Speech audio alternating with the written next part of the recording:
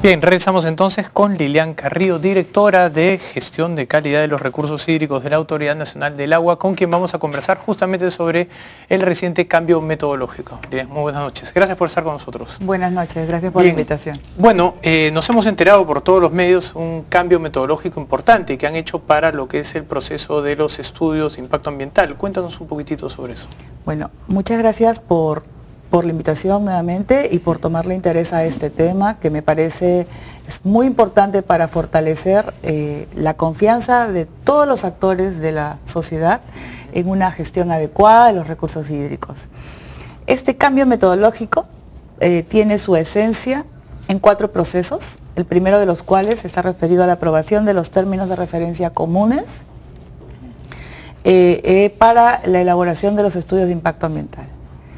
Este nuevo escenario nos lleva a tener un solo documento que reúne ya el estudio o la evaluación de 4 procesos que la ANA venía desarrollando. Y que antes se hacían cada uno de ellos por separado, independientemente. Sí, y digamos el cambio más importante es el tema del ahorro de tiempo, ¿no? Estos 4 procesos podían demandar entre 2 y 5 años.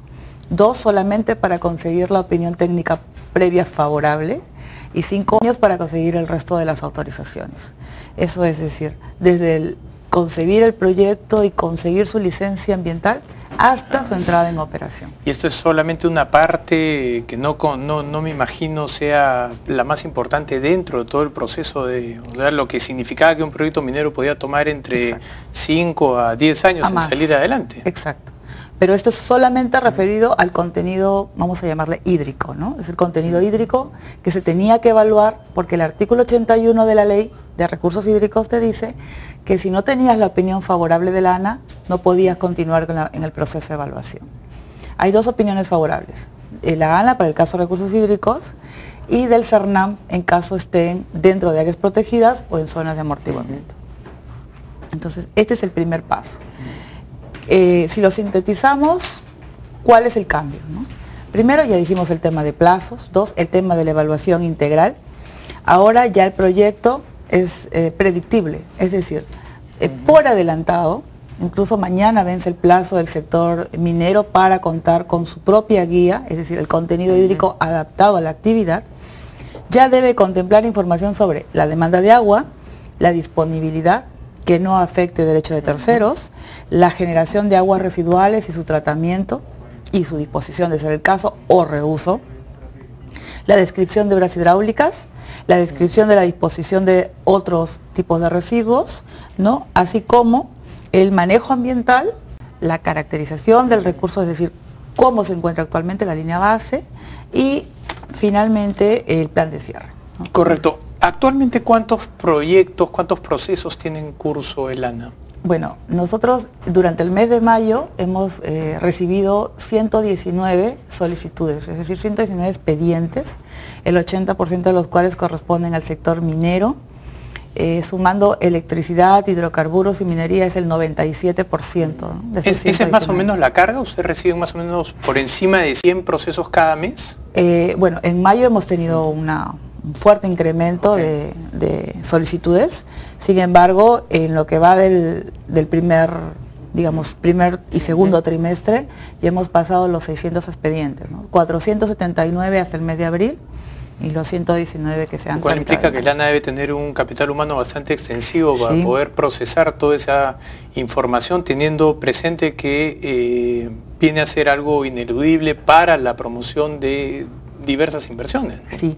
Bueno, el tema del reforzamiento, no solamente humano, sino también tecnológico y obviamente cubre también con los aspectos técnicos, ¿no?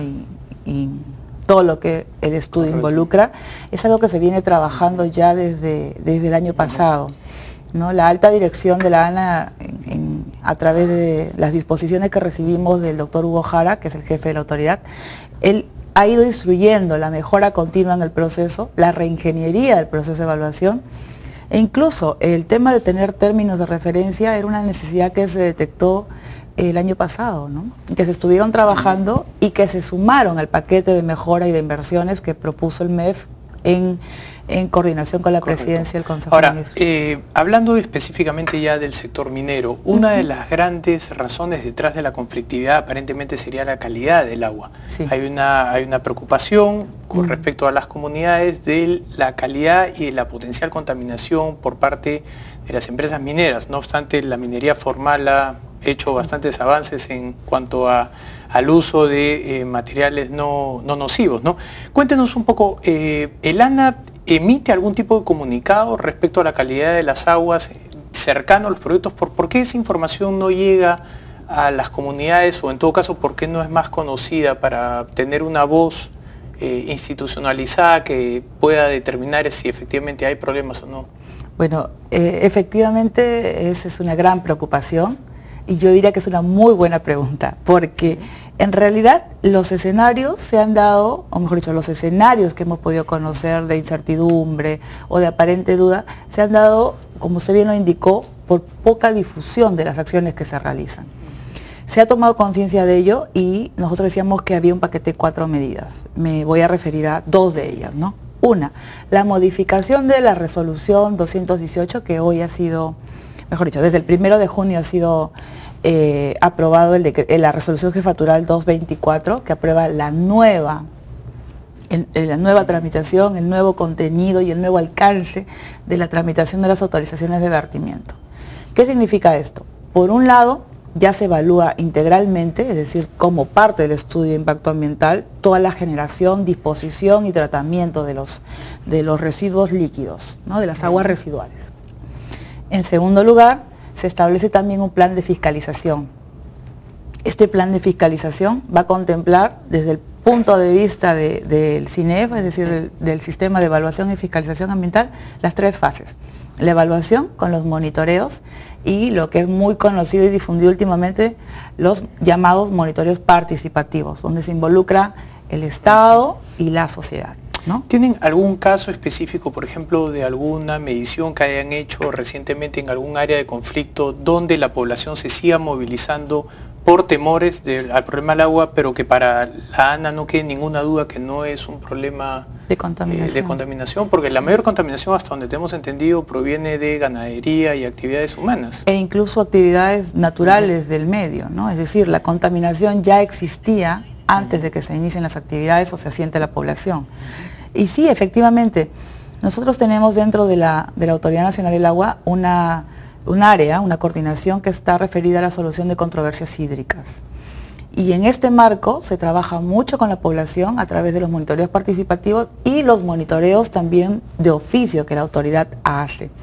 Y en ese sentido se han hecho 25 monitoreos recientemente en el monitoreo de Espinar, en Jangas, en Ayash, en Quirubilca también se está pidiendo. En Cajamarca, el proyecto Conga, por ejemplo, que se recibe permanente visita de 13 monitoreos. Vigilantes de las lagunas. ¿Y cuál es la situación actual de las lagunas? Bueno, las lagunas siguen obviamente un proceso de implementación de la certificación ambiental.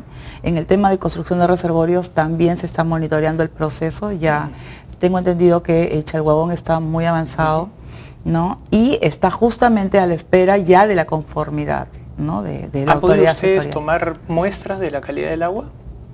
En los ríos aledaños al proyecto, sí, en las zonas de influencia. ¿Y cuál ha sido el resultado, perdón? Bueno, es positivo, ¿no? Está dentro de los... O sea, no habría razón para las movilizaciones, no por lo menos desde el punto de vista del agua. Yo creo que el tema de la movilización no responde precisamente a la calidad, ¿no? Porque esas movilizaciones se dieron incluso antes de conocer los resultados. Entonces, yo creo que ahí el Ministerio del Ambiente, el propio sector Energía y Minas y la ANA están trabajando muy duro para llegar a las comunidades. Nosotros hemos hecho varios talleres de difusión de los resultados de los monitoreos, incluso de capacitación, es decir, de difusión de lo que es la ley, de qué derechos les asisten, de qué mecanismos de seguridad existen y qué pueden solicitar. Es más, el plan de fiscalización al que hacíamos referencia establece 2 tipos de supervisiones ahora. Las permanentes o tradicionales, digamos, las que son avisadas, como le denominan en lenguaje fácil, y las inopinadas, ¿no? Que pueden darse en cualquier momento y no ameritan mayor explicación o mayor aviso. Antes de terminar, lamentablemente se nos acaba el tiempo, consultarles si ustedes han podido hacer monitoreo también en zonas donde hay minería ilegal, por ejemplo en Madre de Dios, proyectos que han sido paralizados porque no se pudo sacar adelante la actividad formal y que ha sido tomado por la actividad informal. ¿Cuál es el desarrollo de eso? Y ya, ahí no se puede hablar de un monitoreo. Ahí lo que ha habido es un estudio de identificación de fuentes contaminantes, porque lamentablemente la legislación nacional divide las competencias en dos. Por un lado tenemos la competencia sobre la medición de la calidad del cuerpo receptor, que es competencia nuestra y se basa en digamos, el monitoreo o el cuidado del ECA, el estándar de calidad ambiental, y la competencia que tienen los fiscalizadores ambientales referida a la medición de los LMPs, los límites máximos permisibles, ya sea de actividades formales, cumplimiento de compromisos ambientales, como de otras actividades, digamos, no autorizadas. Nosotros lo que hemos hecho en los cuerpos naturales, no por actividad, sino en todos los cuerpos, y tratando de cubrir cada vez más un número mayor de ríos y de lagunas y de cuerpos hídricos, es identificación de fuentes contaminantes. Y por ejemplo en Madre de Dios, ¿cuáles han sido los resultados?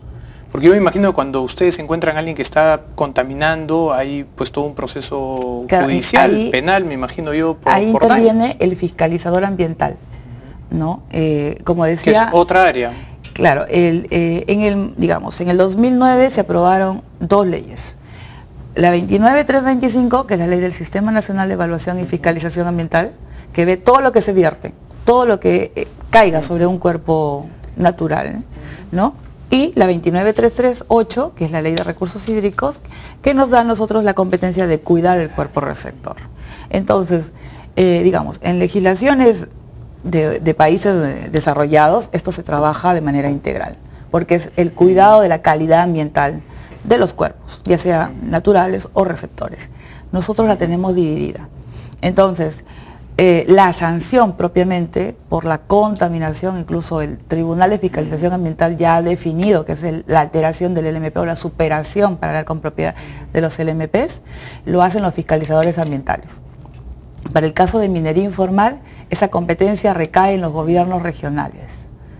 Sí, pues es una lástima que para la minería formal vaya todo un equipo de problemas y para la minería informal la forma de fiscalización se subdivide de tal manera que haga laxa la actividad, ¿no? Bueno, la legislación ambiental lamentablemente en este momento es dispersa.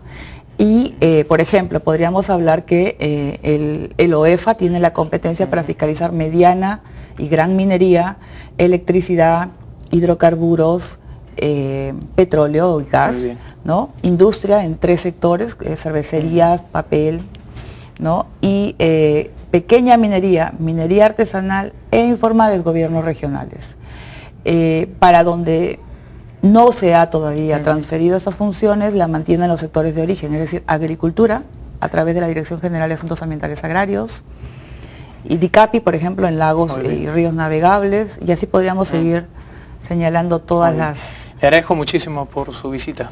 Gracias. Gracias por la invitación. Bien, vamos nosotros a una pausa, regresamos con el economista Roberto Abusada del Instituto Peruano de Economía para conversar sobre la Alianza del Pacífico. Una pausa y regresamos. Scotiabank, descubre lo que puede